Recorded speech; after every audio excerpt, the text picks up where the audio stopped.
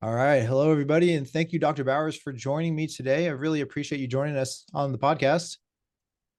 Yep, happy to be here. Thanks for having me.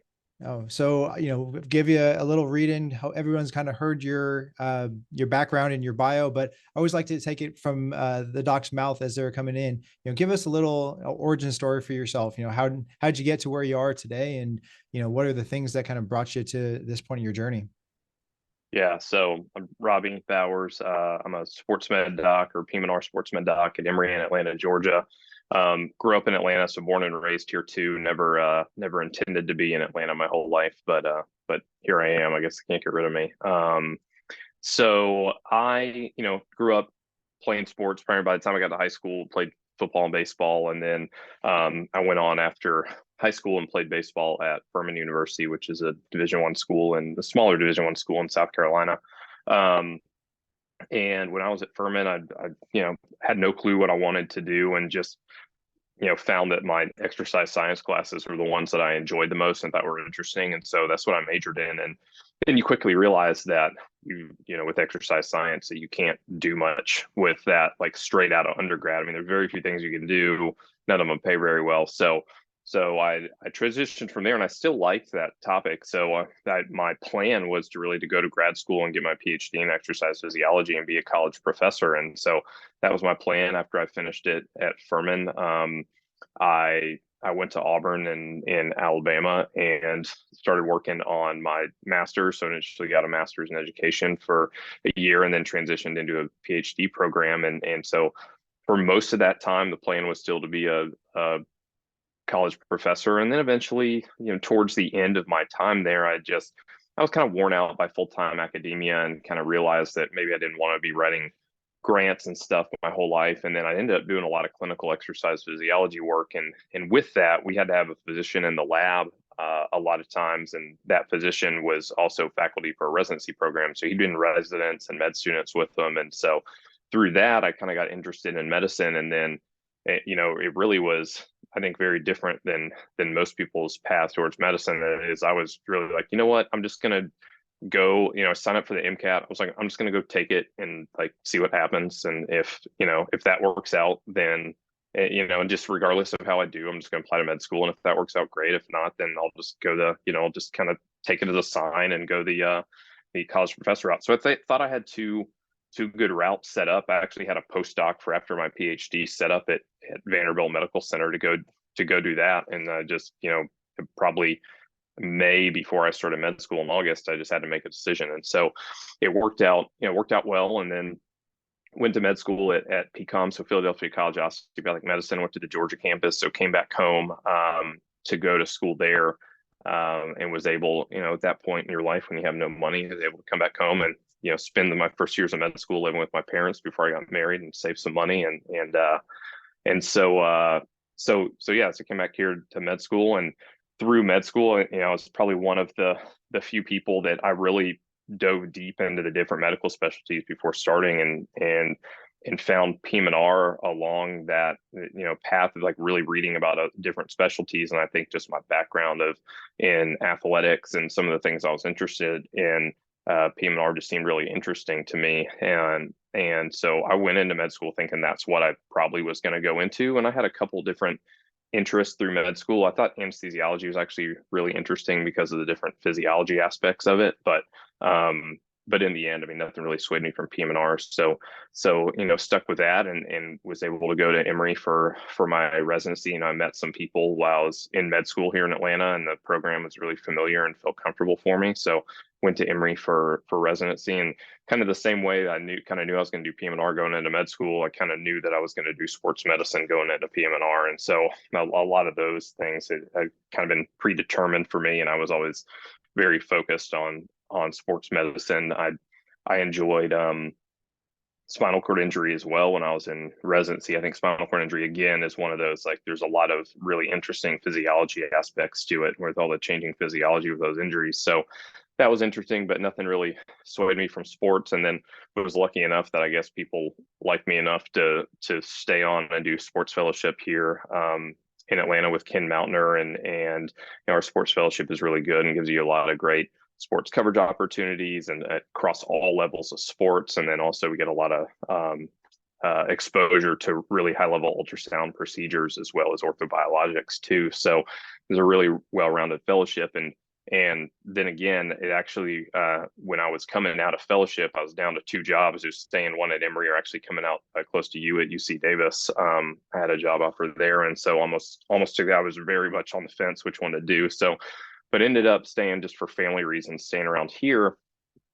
And just, I mean, it was the right choice for me because I've been given very great opportunities. I think early on in my career, I just started year, let's see, I graduated fellowship in 18. So this is what, year 5 or year 6 out of fellowship, and to already have the opportunities to be one of the team docs for the Braves and for Georgia Tech's baseball team. It is just, I've had really great opportunities so far. And kind of what I've fallen into, and I think what I always had wanted to fall into was having this niche kind of interest in being able to really grow my, at least a small part of my practice, to be very specific to throwing athletes as kind of, growing up playing baseball and playing through college or my athletes of interest. And I think you realize as you kind of live in that baseball world that those people within that world just kind of get you and you get them. And so it's just a very comfortable place for me to be. And so I've I've made great connections through the sports medicine world with other docs that have similar baseball interests. PM&R world, Jason Zaremski down at Florida has been a great kind of mentor and friend to me along the way. So at the sake of already being long-winded, I'll kind of cut it there, but that's kind of the Cliff's Notes version of where I've been and where I am now. No, it's awesome. It's always good to see another exercise science, exercise biology person make it big. At UC Davis, so I did my undergrad at UC Davis, and back in my Okay. day, exercise bio was an undergrad and also a master's program there. For a few years, they had a PhD program, but that program lost all of its funding, and so no longer exists. Which is unfortunate because, similar to yourself, I love the exercise physiology aspects of it. They still have a lot of the courses there. Some of the professors that were there were fantastic. But it's very interesting. When I was in residency at Davis, there was 4 of us out of 11 fellows that were exercise bio, exercise science majors, that were in the Yeah. residency at one time. And so I obviously think, it yeah. flows really well into what we do, the way we Yep. think of things. But I think it's amazing kind of how far you've come in such a short time in terms of your career, what the things you're doing, the papers that you're working on, the athletes that you get to work with.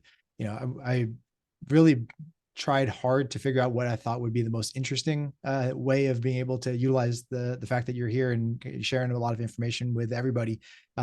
But I think at the end of the day, I kind of just want to be selfish. I've got 3 boys. My boys are showing a lot of interest in baseball. I was not as good as you, so I only played through high school. But have obviously been able to stay adjacent to that a lot with through some of my teammates that played on beyond that, as well as being a physician and being able to see a lot of these patients through residency and a little bit in the real world now. We don't do a ton of sports at my practice, but every once in a while we do help out with some of the local athletes. And so I think one of the things that might be super interesting would be how maybe walking through how an athlete progresses, thinking from that little league age up through the travel teams in high school and on to college, and trying to avoid the pitfalls where a lot of people will get hurt, right? I mean, we're both kids of the 90s when little leaguer's elbow was a really big thing. And that was when I think people started to pay attention to, stressing, these young arms as much as people stressed them back in those days was probably not going to be the best thing for them growing up and moving forward. Yeah. So it just, I agree. And so we can, if you want to, just kind of take it from early on and work our way up Perfect. to the top and just kind of talk about pitfalls and, some there's some things more to take into account along the way. But it gets fairly early on. It's pretty straightforward. So, but I agree with you. I mean, I've got 3 kids too. My 2 oldest are getting to are at the sports age. So they're 9 and almost 7. And so they're getting into their sports. And and as a parent, it's hard to not fall into some of these pitfalls. Like I know what I should know and I know what I should be doing, and it's still hard to like not get wrapped up in like what all these other kids and other parents are doing. Yep. Yeah, it's funny. My oldest, he's 10. He started pitching last year. When he started pitching, I desperately tried really hard to convince him not to actually start pitching and just try to, develop a strong arm and be able to, Yeah, just do normal things. Actually printed him a couple of articles because he's kind of that kind of kid where he doesn't yeah, believe anything I say, but he does enjoy reading and he will believe something when he reads it. yeah, Um, but anyways, long story short, he's pitching. We're just working on trying to really make sure that we're staying focused on, the best ways to help him develop. And so right, thinking of that kid, let's say, 9, 10, like our older kids are, when they're yeah, starting to throw, starting to get into the sport, starting to think about one of these throwing sports, right? Whether it's baseball or softball, how do we start that process of being able to make sure that they can develop, they can strengthen, they can learn the right mechanics and learn to love the sport, but not put them at risk of of pretty catastrophic injury that I know was really common not that long ago. yeah, yeah. So I mean, and those overuse injuries are just common now as they were before. So I think in looking at somebody that's younger, like 9 and 10, like I don't even think we should look at it as how should they be training or what is their training regimen. I think it really is about just like play and athleticism and motor learning and motor development and things like that. So they don't need to, a lot of some of these kids will get into to training gyms at that age. And there's not really they don't really need to be doing that at that point, because really what they need to focus on or some of, if they're going to do anything, because they'll take about kids, and kids can safely weight train as young as like 8 years old, but they don't need to be. So at that age, they're going to work on things, work on athleticism, and like I said, and motor skills and body weight stuff and those sorts of things. Now, and that's from just a purely training standpoint. They don't need to have this like crazy training regimen. Now, with that age, that's the age where I am going to argue with parents about playing multiple sports, because that's also where the motor development and motor learning and athleticism comes in. I mean, we want to train these kids at that age to be an athlete and not be a baseball player. So you don't want to fall into just playing baseball year round. As a 9 year old or a 10 year old, you want to play other sports, and so I think that's the biggest thing to focus on. And at 9 and 10 year old, we need to focus on them playing other sports, work on athleticism and motor development and those sorts of things. And also, if we're talking about baseball in particular, like you mentioned, your son starting to pitch, we just have to make sure that it's not, because at that age, sometimes, and some coaches don't know anything, is some of the kids will be really good at pitching and they're going to throw those kids too much, and that's where you're going to get at risk. And so, just as parents, I think we have to be, our kids' best advocates and just let the coaches know. But it's hard. I mean, as a parent, it really is hard to not be like, yeah, my kid's the best. They're gonna pitch all the time and stuff like that. Or you see all these other, like my son he's gonna be 7, and this will be his 4th season playing baseball. I started when he was 4. And kids now, I mean, kids and parents now, it really is. I mean, they're training and they're playing baseball year round. Mhm. And I know that that's not the right thing to do, but you see it, and it's like, if I want my son to be good, I got to make sure that he's doing this. And so I think culturally, culture is telling us to do the wrong thing, and Yep. there's a right way to approach it. So for the early on, it's just have them play as many sports as they can, and that's going to help them develop, motor skills and athleticism. And I think that's going to play better for them in the end once they get older and they can kind of focus more on one sport. Yeah, I mean, obviously, I think there's a lot to be said about playing multiple sports and just the different motor learning that comes with that. Being able to learn agility and use your body in different ways. But how do you think about that as part of just inherent rest for an arm, right? If you're Yeah. going and playing basketball, you're not going to be replicating that throwing motion, right? Right. And, Yeah. and so, So yeah, there's definitely a resting component. And generally, the textbook answer is going to be if these kids can take 3 months of throwing off, 4 months even better, but they can have 3 months off from throwing over the course of the year, then that should be good to kind of allow their arm to rest. So that's generally what I'll tell parents, just 3, 4 months off. And that's going to be through the winter time if they're playing basketball, or through the fall if they play soccer. Like my son this year, as much as I wanted to sign him up for fall baseball, like I'm not signing him up for fall baseball. Like he's going to play a different sport. So he's playing his first season of flag football this fall. And I was like, so we'll see how that goes. But that is also going to give a period of time of months where they're playing a different sport that isn't involving throwing. And so, I don't know necessarily what to make of other overhead sports. So like, can they, if they are playing baseball, can their time off, can they be playing tennis and play another overhead sport? And, the throwing motion is really unnatural. And so my sense is that I'm not going to argue with people too much about overhead sport versus overhead sport.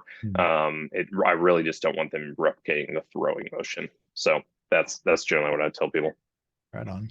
I think that is a phenomenal advice for all the parents listening, because probably for the first time ever, we're going to actually have parents listen to this that aren't necessarily in medicine, which I think is be kind of cool. So let's kind of fast forward that a couple of years. Let's go, Little League World Series age, right? It's the Little League World Series. I think a lot of people are watching. So we're talking, 12-year-olds, a little bit stronger, Yeah. a few more years of development. I Yeah. think, especially when you start looking at the way that a lot of these tournaments get set up, obviously Oh yeah. pitch counts and limitations start to Yeah. become a thing at that point. But where do you start seeing, the challenges that a lot of these young athletes are facing when they start getting around that age? Yeah, so this is kind of peak age for those growth plate injuries at this point. I mean, we're talking about 12, 13, 14. Like these are the times when we're starting to see more. They're starting to develop a little bit more power, putting a little bit more stress. They're getting a little bit more devoted to just one sport even at this time. And so this is kind of peak time to see little leaguer's elbow and little leaguer's shoulder and those stress injuries that we'll tend to see in throwers. And so this is that age. And still at the same time, I'm still going to recommend 3 months off of throwing at this point. So we're still getting to the point like 12, 13.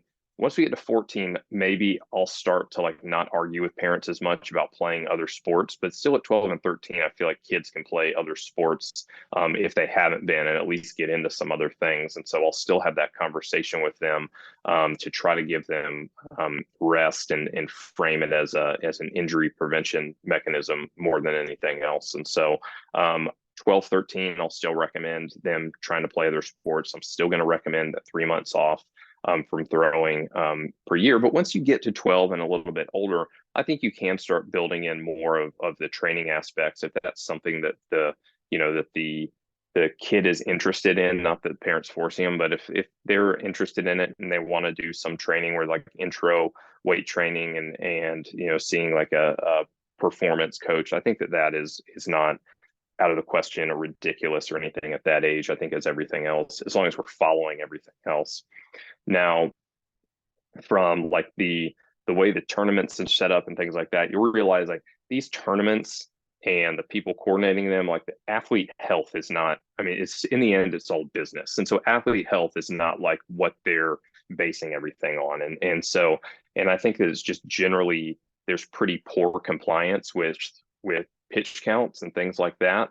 Each of these organizations have different rules that once you get into like high schools, like Georgia High School Association or California High School Association, or whatever it is out there, there are set pitch counts to follow with that are standardized, but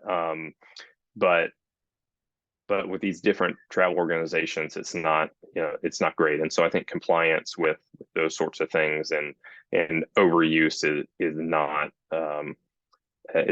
followed very closely. So that again is, if I think for parents, it's, you got to make sure that your kids' coaches know what they're doing and have your kids' best interest in mind. In the end, this again is like, does it really matter if your 12 or 13-year-old's team wins this tournament at the sake of your kid throwing 200 pitches in 2 days? Like, probably not. So I think you just have to have to realize, make sure the coach is going to do right by your kid. And then also you just have to be the best advocate for your kid that you can, and make sure that everything they're doing is safe.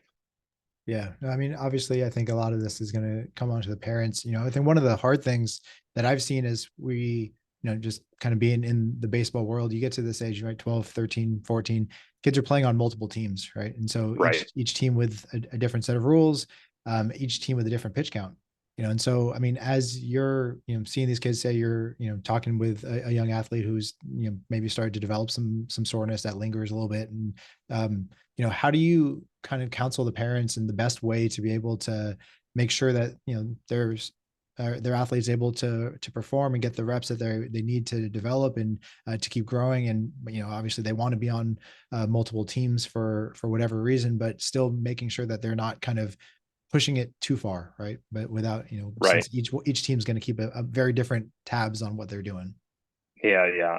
I mean, I think that is, um, I think that's something that the parents just have to keep an eye on and realize how much is too much. There's not really some one thing I can say, be like, oh, this is what you need to look for. I mean, at that age, I really would not recommend them playing on multiple teams. Like you play on one team, and but so I think at that point, we're still, once they get into like high school and travel ball, they'll play for some multiple teams. That's fine. But I think if they're playing for multiple teams at that age, is probably too much just in and of itself. Now, I will say, like at that age, at 12, 13, 14, for these kids that are really getting in, like you realize like who fairly good pitchers are at that age.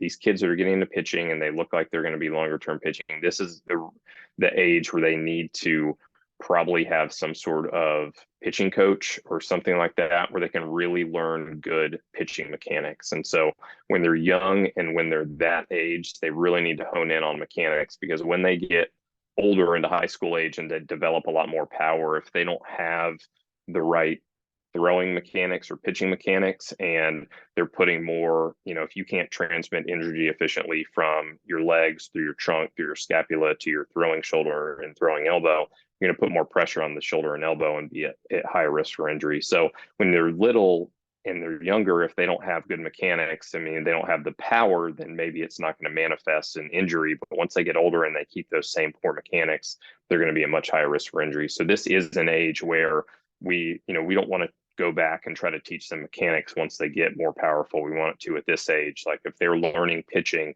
before we teach them different kinds of pitches and things like that, we need to focus on, allow them to throw the fastball, focus on mechanics, and then he can take it from there. So that's one thing I would want to mention at this age. But as far as going back to your original question about playing on multiple teams and things like that, I think it honestly at this age, that's probably a little bit much. And I think I would kind of try to tell parents to steer away from that.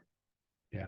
Yeah. I think that gets into probably a bigger conversation on just the overall, you know, Right. overall It's never, dynamics of what youth yeah, sports is yeah. looking like. Yeah, it's never an easy conversation. I mean, I think you have to pick your battles and realize what's most important for injury prevention and what isn't. You're not gonna, a lot of times, if a lot of things are wrong when a kid comes in, like you realize they're not going to capitulate on things for everything at one time, and so you have to just pick your battles and realize which ones are most important to kind of tell the parents and the kid, like, this is what you need to focus on, like stop doing these things. So that's where certainly the art of medicine comes into it. Yeah, for sure. Just wanted to touch on one thing you brought up, in terms of multiple pitches, watching Yeah, some of these kids at the Little League World Series, or, seeing some of the travel ball teams at that 12, 13 age, you'll occasionally see, these pitchers out there that are throwing 3, 4, 5 pitches at a 12, 13-year-old age. I mean, what yeah. is your experience and the data show as far as that for the health of these young arms? Yeah. So actually, if you look at the data, you always hear like, oh, kids shouldn't learn curveballs and things like that at too young of an age. Where I think there is something to that. I think they need to focus on mechanics and location first. But if if your kid's fairly advanced and things are looking good from that standpoint, if you actually look at the data does not show that throwing a curveball puts kids at higher injury risk than not throwing a curveball. So I think if the other things are in line, they can safely learn to throw other pitches. I think you just have to make sure it's not happening too early where, they do throw the ball differently, so that you just have to make sure their mechanics aren't going to break down when they do it. But in and of itself, throwing a curveball is not an increased injury risk. So I honestly don't I don't argue with him too much about that. I do think it's best to start with kind of fastball changeup as far as developing pitches. If you're going to develop an off speed of changeup, just because it doesn't involve throwing the ball differently as you have to do for a curveball. But again, going back to the data, if you look at the data, it doesn't show that throwing a curveball is a significant injury risk. So I'm okay with those things as long as all the we're doing well from a mechanics and control side of things. Really, where we can get into this a little bit later too. I mean, the biggest thing with throwing is velocity, and so that's the real kicker, and why we're seeing more and more of some of these injuries. It's just the harder you throw, the more at risk your arm is. Yeah. Well, that's the perfect segue. Let's go to, those kind of later teenage years, right? Getting into high school. I mean, Yeah, I remember at least, back in the 90s, it seemed like 80 in high school was a pretty hard thrower. And I know nowadays that's, not anything that anybody even pays too much attention to, because like you said, the velocities have improved so dramatically in that time, for a lot of different reasons. But so what are we thinking about for yeah. these kids? Yeah, so as you start getting into older high school age, even as they transition into college, and what they're focused on, especially for pitchers, is where they feel like colleges and scouts are going to notice them is velocity. So there's just so much focus on velocity. But again, look at the literature. The number one risk factor for tearing your UCL and having Tommy John surgery is fastball velocity. So the higher velocity you throw, the more at risk you are. And so it's finding that balance. Now, at this age, we're talking about a 16-year-old kid that comes in. Like, I'm not gonna go to him and be like, oh, you're only playing baseball. You need to pick up another sport. Like, at that point, like, that ship is well sailed by that point. So we're not, we're well beyond that conversation. So then it's just about more mitigating risk and making sure that they're going to have a period of time that they are going to have rest from throwing. I mean, they can still lift and train and things like that, but they need to give their arm a rest if they can. And what I've found is that most kids and parents are open to this. They'll finish their summer season and have a period through the fall where they're going to have a long period of time off. I think where sometimes kids will get in trouble is they'll have a period of time off and they'll go to one of these showcases over the weekend and then just do like super high volume in a short period of time, which I think can put them at risk too. And again, we don't have to really get into the showcase issue, but Peter Kriz, who was at Brown and now is at Boston Children's, has published a couple papers in AJSM just in the last year on the issue with showcases, and so it's really good data there if people want to look into an injury risk associated with these showcases. So I think those are some things to look into and be cognizant of with the showcase scene. But I know that these are how some of these kids get recognized. So there's the showcases help in some way, but they're also are a significant contributor to injury risk. So number one, I still talk with them about having the period of time off from throwing. They can still train, but want to give their arm a rest from all that, the just kind of the unnatural throwing motion and putting the stress there. And at this point too, there's so much nuance to some of this. It's hard to say hard line. We need 3 months off. Like there is a school of thought out there that the arm still needs that impetus. So as long as you're not throwing, so maybe you don't need a full 3 months off. You're throwing, but just not as much intent with the throwing, and you're just keeping, it's kind of like muscle memory and keeping up with things, but just not throwing with really hard intent or intensity, and so.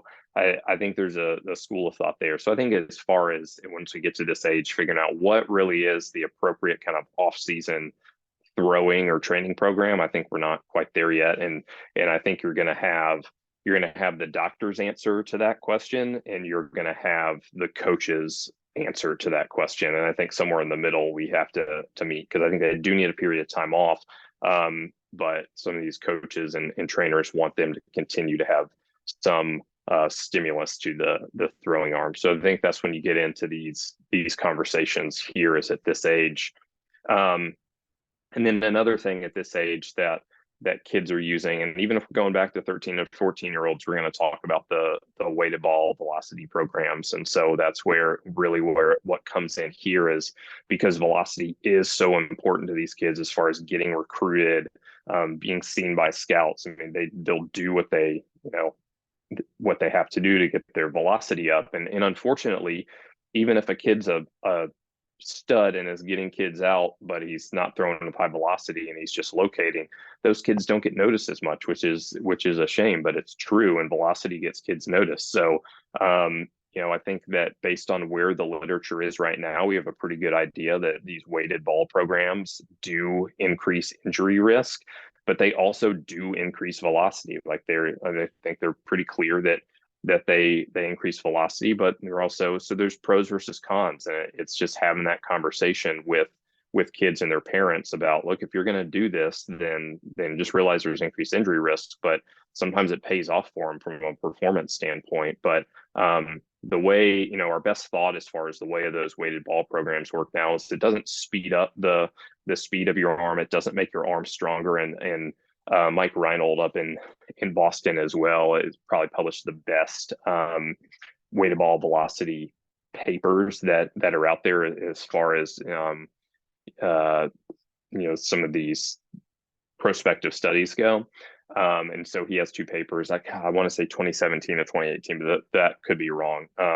But two really good papers on that. And then there's several reviewers out there on the weighted ball programs as well. But based on some of Mike Reinold's data, the thought is that most likely what is happening is these weighted ball programs will increase external rotation range of motion at the shoulder, which as that increases, it kind of puts more stress or torque on the arm, and thus increases injury risk. And so that's really the theory, is it doesn't necessarily increase throwing arm strength or speed. It changes the mechanics actually, and that's what puts you at higher risk. And so I think that is one big topic that's definitely going to come up. And now there is that issue with the weighted ball programs, but then there's also the issue of supervision. So I think a weighted ball program in an old enough kid with closed growth plates that's being supervised by someone who knows what they're doing, I think that it can, I won't be hardline on that. It's the kids that are 15 years old and a freshman in high school, and their high school coach just throws some weighted balls out in the outfield before practice, and these kids are throwing weighted balls around with no supervision and don't know what's going on. That's where we get into a problem. I had a kid a few weeks ago that he came in and his MRI was just lit up everywhere, just stress injury all over his elbow, like medial epicondyle, olecranon, like, radial head, like all over his elbow, just stress injury lit up like a Christmas tree. And his parents were, especially his dad was like, there's no way this is an overuse stress injury. He hasn't been pitching this year. Like he hasn't pitched nearly as much. I don't believe it. And then you start talking to him, and the kid is like, oh yeah, before every single practice and game this year, we threw weighted balls and threw long toss. And it's like, well, there you go. Like, you're throwing weighted balls and long toss before every single day of the year. That's why that is happening. And you combine this at these same times where these kids are going through big growth spurts, and it's kind of a recipe for disaster. So I think you just have to make sure they have the right supervision as well. Yeah. For let's say a kid like that, where there's obviously a lot of stress that's going on there. One of the things that I know that I've had a lot of conversations with parents in our region about this is, you get to this point where their kids are 15, 16, they're starting to have some of these stress or reactivity injuries, and they start talking about interventions already for these kids at this young of an age, right? So thinking about things like PRP and these conversations, how do you start approaching those conversations? Let's say, I don't know if this happened or not, but let's say that that kid's dad said, well, okay, fine, he has these stress injuries. What can we do? What kind of magic do you have that you share with your Atlanta Braves to be able to help my son? Right, right. That's in the absence of, so I'm not going to broach that topic in the absence of like an injury or true pathology that we see, either on exam or on imaging. Now, if we, so I guess create that situation for me a little bit more, like what specific situation are we talking about? So let's say that kid that you had, right? We'll just kind of Uh-huh. narrow it down and say he has Right. some fraying on his medial ulnar collateral ligament, and Yeah. not a big tear, nothing that looks surgical by any means, but it's given him some Yeah. discomfort, and you're seeing a Hmm. little bit of irritation when you take an ultrasound to it, or looking on the Right. MRI. Hmm. Yeah. So those kids, so say that kid is 15 or 16 years old, um, and there's like some UCL sprain that's on there, and they've got some stress injury in their arm. So it's definitely overuse, but we do see some pathology with the ulnar collateral ligament. I mean, I'll talk about the possibility of something like PRP in that situation. And now, is PRP 100% necessary? No, it probably isn't. But what PRP is going to force them to do is force them to rest. And so there's the, I think from the literature, if you look at it, I think my interpretation of the literature with PRP with ulnar collateral ligament injuries, if you understand the literature and where PRP can be applied, like what specific type of tears or pathology in the UCL PRP can be applied to, I think it can be a very good treatment option in the right situations. So we're actually going to help heal the ligament. So I'm not by any means saying that I think PRP just works because it forces people to rest. So I don't want that to be misconstrued at all.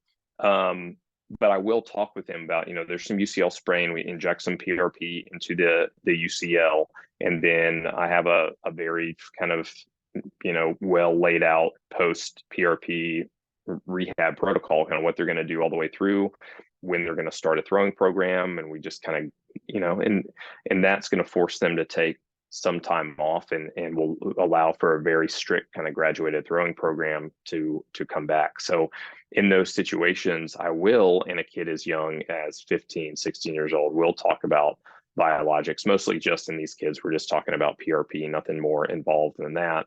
And even for the stress injuries, sometimes we'll even talk with him about some, there is data out there for focused shockwave for bone stress injuries. And so we'll talk about doing some shockwave, which has been a great resource for us to have at Emory. We just got a machine last year, and it's been for either in-season athletes or for some of these bone stress injuries, has been a great resource to have. So I'll talk with him about doing a couple shockwave treatments.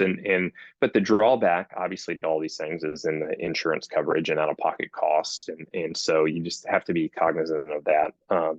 Of that too, and just make sure everyone has the right expectations as far as what we're trying to accomplish here. Is there's no magic bullet. We're still going to have this you know dedicated period of rest, and then we'll start a throwing program at 6 or 8 weeks, and then we'll go from there. So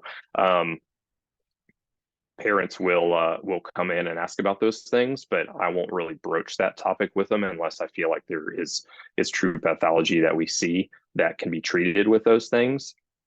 If it's something more like a little leaguer's elbow or little leaguer's shoulder in a younger kid, then we don't talk about injections at all. We're just going to say, you know what, this is a rest situation, and sometimes this rest is going to take longer than you think.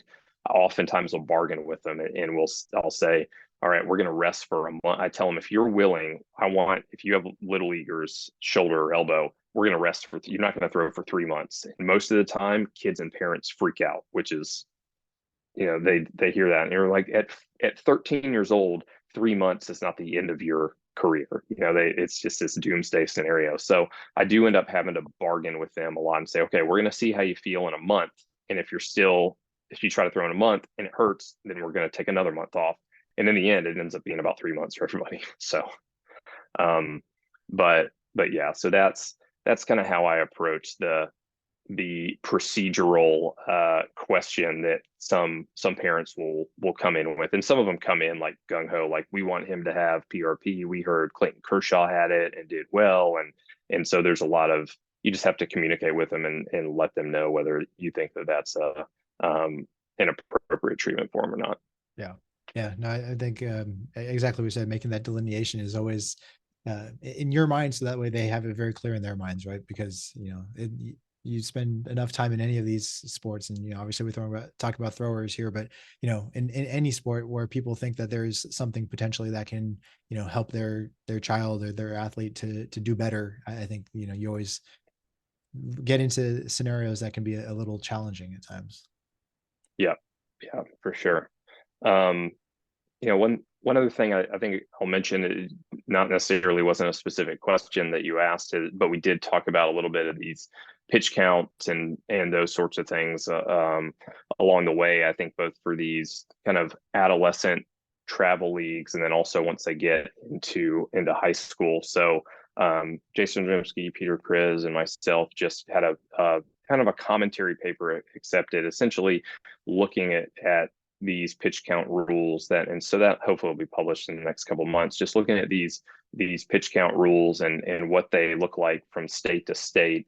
And is it time for us to update some of those rules to account for velocity? Because that's one thing, a lot of them are put together. So MLB Pitch Smart is the big website that has that's still a great website as a resource, but has pitch count recommendations for different age groups on that website, and that's where a lot of places will get their recommendations. And but we're just, our thought is that, for where we are now over the last 10 years, and velocity has jumped up so much, is it time that we need to adjust some of these pitch count recommendations to decrease the volume, given that the intensity is getting to be more. And so I think that's just one thing also to keep in mind, I think, as parents and coaches, is that these restrictions that are a little bit arbitrary as far as where they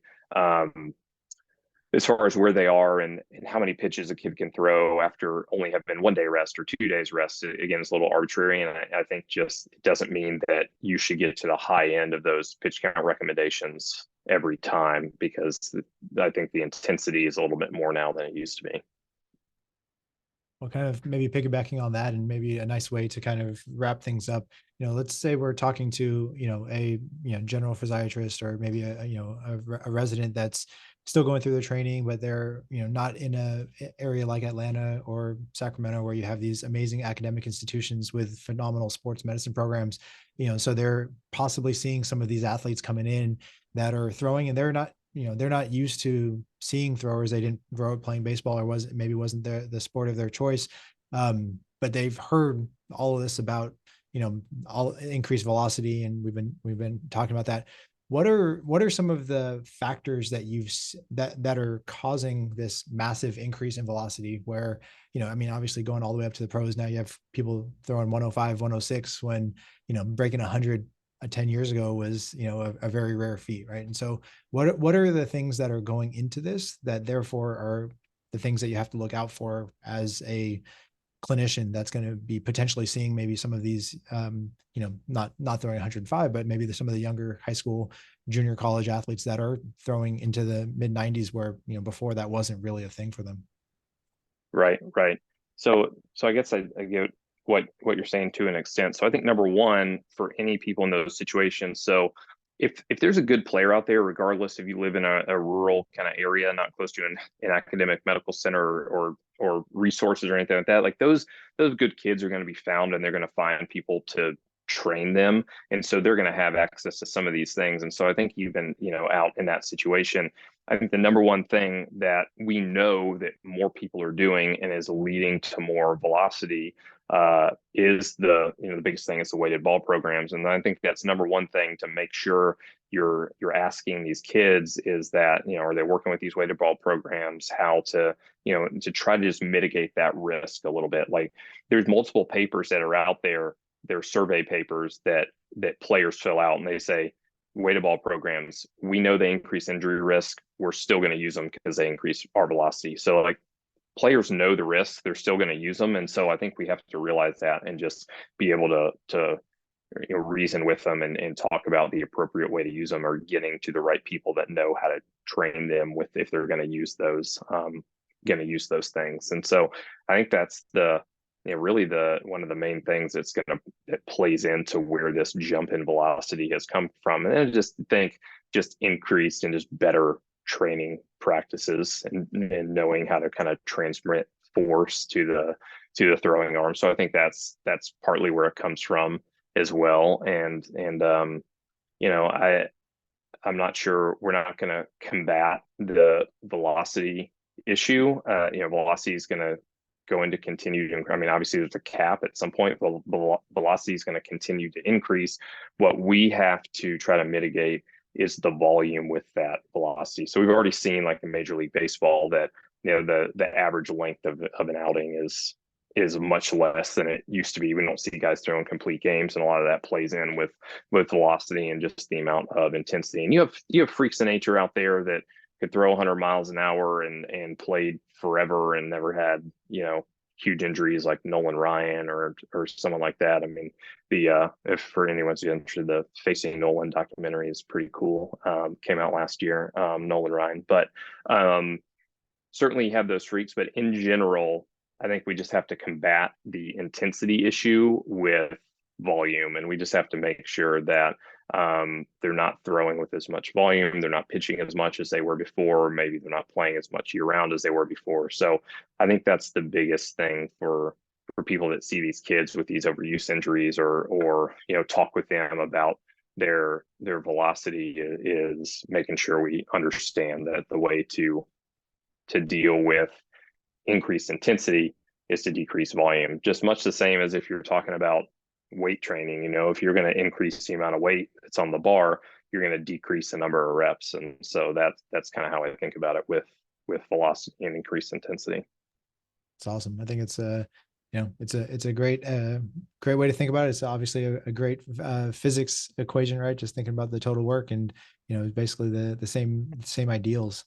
Dr. Bowers, I really appreciate you, man. This has been phenomenal. I think I learned a ton. I hope everybody out there learned a lot. And I think it'll be, the two of us will have a lot of interesting thought experiments to run with ourselves as we kind of watch our young athletes progress, trying to do what we know is right as physicians, but obviously trying to give them some bandwidth to explore their athleticism as they desire. Yeah, exactly right. And I mean, are overuse injuries in youth athletes, are they an issue, especially throwing athletes? Yeah, they are.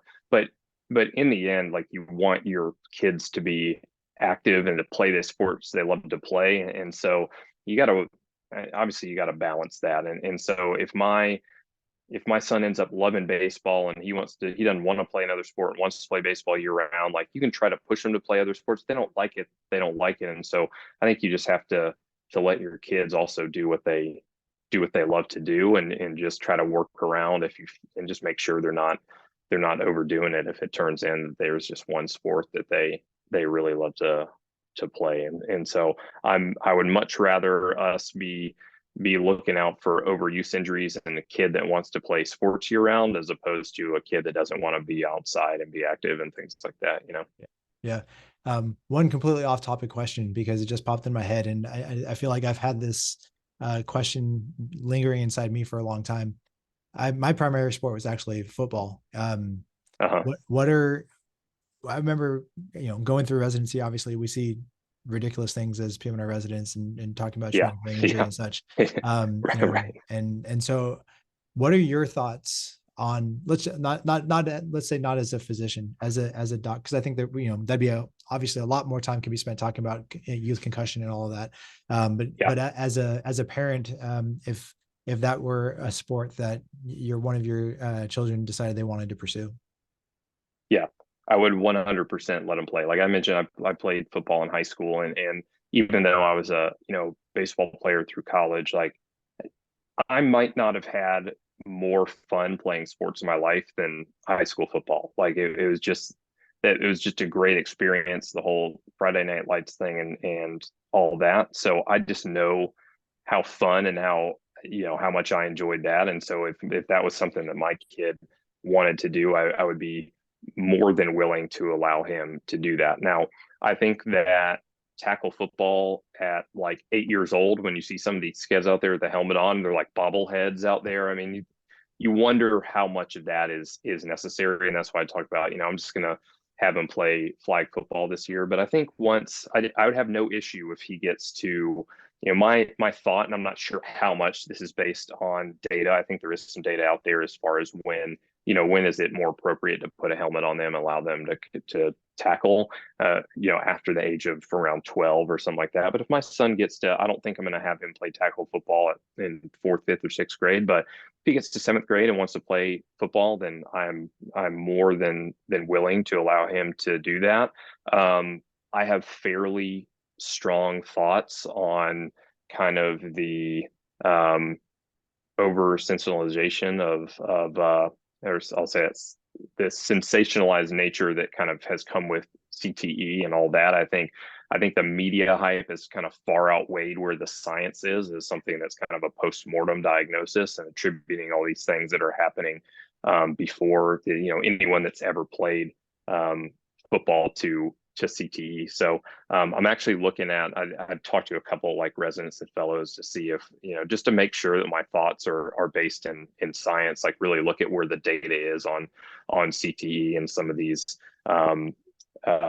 in that in particular. I mean, certainly we know that concussion is an issue in football, and we're trying to mitigate that risk if we can and be better at recognizing those injuries, which they weren't in the past. But I think the sensationalization of CTE is kind of outweighs where the data is. So I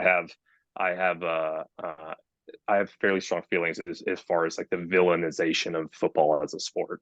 Yeah. I mean, I think what you just brought up is actually exactly it. I think it's identifying when it happens, right? I mean, I can speak from personal experience and not anybody's fault, but just, it wasn't something that people thought about in the 90s or even probably Yep. up into the early 2000s, right? Concussion in youth sports wasn't crossing anyone's mind. And so unless it was a really devastating concussion where that athlete's actually out on the field and everybody can see it, for anything that was short of that, I don't think anybody paid too much attention. They're like, oh, he got his bell rung, or Bell something rung, along right? those lines. I'm like, well, Yeah. he's seeing stars for 3 days afterwards. It's probably not just he got his bell rung, right? Right. And so I think Yep. that identification and making sure that once something's happened, you obviously protect those athletes, give them the appropriate time to be able to recover. But yeah, I think yeah, I think a lot of what you said makes a lot of sense. And I feel like I'm always Yeah. wrestling with that in my head, because I similarly loved my time in football, loved playing football, the atmosphere of it. And then it's very easy to get into the parental side of, I see way too much devastation. When Yeah. when you take And a step back, you're like, okay, well, obviously there is that, but if when doing right. things right, training the right way, making sure that the form and all of those things are taken care of, Yep. those risks are extremely low. Yeah, I think much like baseball, where we talk about mechanics in a pitcher and trying to make sure mechanics are on point, so we're not putting too much pressure on the throwing arm. I think the same thing with football in tackling mechanics and making sure those, tackling form is appropriate to try to decrease the risk of head and neck injury is important too. But I mean, especially in PM&R, working in the rehab hospitals and seeing the spinal cord injuries come in. One of the prominent, when I was in residency, one of the prominent college football players that had a significant cervical spinal cord injury came in while I was a resident at Shepherd Center, which is our spinal cord and brain injury hospital here in Atlanta, which a lot of people from around the Southeast will come after those injuries. And you see that stuff and realize, like, that is scary. And I do think about that in the back of my mind as far as letting my kids play that sport. But again, it's one of those where if it comes down to, this is a sport my son wants to play versus him not playing a sport, then I am definitely going to allow him to play whatever sport that they feel that they're interested in playing.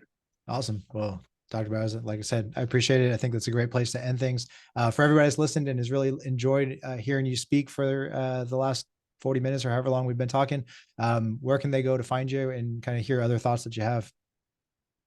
Yeah, so I guess I'm fairly active on social media. I realized that recently I haven't been as active, and I think that just comes with the territory of kind of being busy doctor that you can't be as active as you want to be. But yeah, my handles are ones that I put together like over 10 years ago, so don't judge me too much. So at the Dr. Robo, so THEDRROBO. On Instagram, there's underscores between all of those. So the underscore DR underscore ROBO. And then on Twitter or X or whatever it is now, it is the DRROBO, just all together. And so I'll post stuff, and I try to be either the things that I post generally are just sports related that I retweet, or I try to post studies that I find interesting, specifically on throwing athletes and throwing athlete related issues. And then certainly today we didn't get into any of the orthobiologics or any of that stuff too much, but certainly post a lot of stuff on that too. Oh, awesome. Well, maybe sometime in the future we can have you back and we can kind of do a deeper dive into some of the orthobiologics. I know you've done a really good job at getting some reviews published for looking at aggregating some of that data, which I know is useful, because that's definitely an Yeah, evolving field that I know a lot of people are very interested in seeing the changes that are coming. yeah, for sure. More than happy to do that. Awesome. And for everybody out there, just in case, we'll have all of those linked in the show notes, as well as a lot of the studies that Dr. Bowers had mentioned throughout. And otherwise, we'll see you guys next time. Thanks for tuning in.